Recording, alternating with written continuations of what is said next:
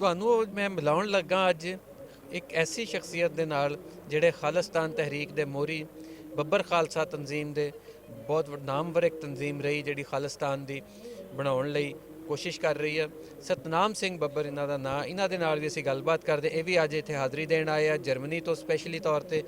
ਜੀ ਸਰਦਾਰ ਜੀ, ਜੀ ਆਇਆਂ ਨੂੰ। ਇੱਥੇ ਆ ਕੇ ਕਿਹਦਾ ਲੱਗਿਆ ਤੁਹਾਨੂੰ? ਬਹੁਤ ਵਧੀਆ ਲੱਗਿਆ ਜੀ, ਬਹੁਤ ਸੋਹਣਾ ਲੱਗਿਆ, ਜਿੰਨਾ ਕਹਿ ਨਹੀਂ ਸਕਦੇ ਵੀ ਜਿੰਨਾ ਸੋਹਣਾ ਲੱਗਿਆ। ਔਰ ਬਾਕੀ ਇਹ ਜਿਹੜੀ ਗੁਰੂ ਨਾਨਕ ਦੇਵ ਜੀ ਦੇ 550 ਸਾਲੇ ਦੀ ਵਧਾਈ ਹੋਵੇ ਪੂਰੀ ਕੌਮ ਨੂੰ। ਅਤੇ ਨਾਲ ਹੀ ਜਿਹੜੀ ਪਾਕਿਸਤਾਨ ਦੀ ਗੌਰਮੈਂਟ ਹੈ, ਇਮਰਾਨ ਖਾਨ, ਉਹਨਾਂ ਨੂੰ ਬਹੁਤ ਬਹੁਤ ਇਸ ਗੱਲ ਦੀਆਂ ਮੁਬਾਰਕਾਂ, ਜਿਹਦੇ ਨਾਲ ਕੌਮ ਦਾ ਬਹੁਤ ਸੋਹਣਾ ਗੁਰਦੁਆਰਾ ਬਣਿਆ। ਅੱਛਾ, ਤੇ ਇੱਕ ਦੂਸਰਾ ਵੀ ਫਰੀडम 2020 ਵਾਲਾ ਵੀ ਸਿਲਸਿਲਾ ਅੱਜ ਕੱਲ੍ਹ ਚੱਲ ਰਿਹਾ, ਉਹਦੇ ਬਾਰੇ 'ਚ? ਬਿਲਕੁਲ, ਮੈਂ ਉਹਦੇ ਹੱਕ 'ਚ ਹਾਂ। ਉਹ ਬਣਨਾ ਚਾਹੀਦਾ, ਉਹਦੇ ਹਿਸਾਬ ਦੇ ਨਾਲ ਜਿਹੜੀ ਗੱਲ ਹੈਗੀ ਉਹ ਹੋਣੀ ਚਾਹੀਦੀ ਹੈ।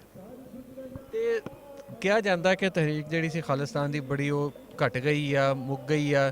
ਬਾਕੀ ਐਸੀ ਗੱਲ ਹੈ ਕਿ ਮੁੱਕ ਗਈ ਹੈ ਕਿ ਹਲੇ ਚੱਲ ਰਹੀ? ਨਹੀਂ, ਚੱਲਦੀ ਹੈ। ਇਹ ਉਹਨਾਂ ਚਿਰ ਨਹੀਂ ਮੁੱਕ ਸਕਦੀ ਜਿੰਨਾ ਚਿਰ ਅਸੀਂ ਜਿਉਂਦੇ ਹਾਂ, ਉਹ ਚੱਲਦੀ ਰਹਿਣੀ ਆ।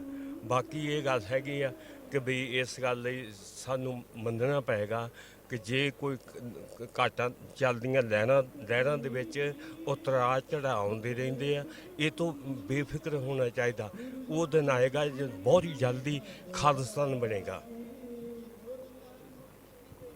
ਅੱਛਾ, ਯਾਨੀ ਕਿ ਤੁਸੀਂ ਅੱਜ ਵੀ ਪੂਰੀ ਉਮੀਦ ਹੋ ਤੇ ਇਸ ਤਹਿਰੀਕ ਦੇ ਹਵਾਲੇ ਨਾਲ ਕਿ ਬਿਲਕੁਲ। ਅੱਛਾ, ਤੇ ਭਰਜਾਈ ਵੀ ਸਾਡੇ ਨਾਲ ਹੀ ਆ, ਵੀਰ ਜੀ ਸਤਨਾਮ ਜੀ ਦੇ ਘਰ ਵਾਲੀ। ਇਹਨਾਂ ਦੇ ਕੋਲੋਂ ਵੀ ਜਾਣਦੇ ਅਸੀਂ। ਤੁਸੀਂ ਦੱਸੋ ਜੀ, ਤੁਹਾਡਾ ਕੀ ਖਿਆਲ ਹੈ ਤਹਿਰੀਕ ਜਿਹੜੀ ਖਾਲਿਸਤਾਨ ਦੀ, ਇਹਦੇ ਬਾਰੇ? ਮੈਂ ਤਾਂ ਕਹਿੰਦੀ ਬਣ ਕੇ ਰਹੂਗਾ, ਬਣਾ ਕੇ ਰਵਾਂਗੇ। ਬਹੁਤ ਵਧੀਆ ਤੇ ਅੱਛੇ ਵਿਚਾਰ ਆ। ਮੇਰੇ ਪਤੀ ਨੇ ਕਿਹਾ ਜੋ ਤੇ ਬਣੂਗਾ। ਅਸੀਂ ਉਮੀਦ ਕਰਦੇ ਵੀ ਜ਼ਰੂਰ ਬਣੂਗਾ।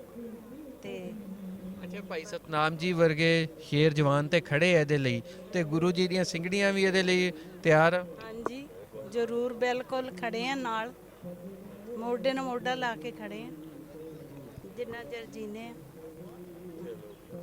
ਇਹ ਜੀ ਸੁਣਿਆ ਤੁਸੀਂ, ਭਾਈ ਸਤਨਾਮ ਸਿੰਘ ਜੀ ਬੱਬਰ, ਬਹੁਤ ਵੱਡਾ ਨਾਂ ਬੱਬਰ ਖਾਲਸਾ ਦੇ ਹਵਾਲੇ ਨਾਲ।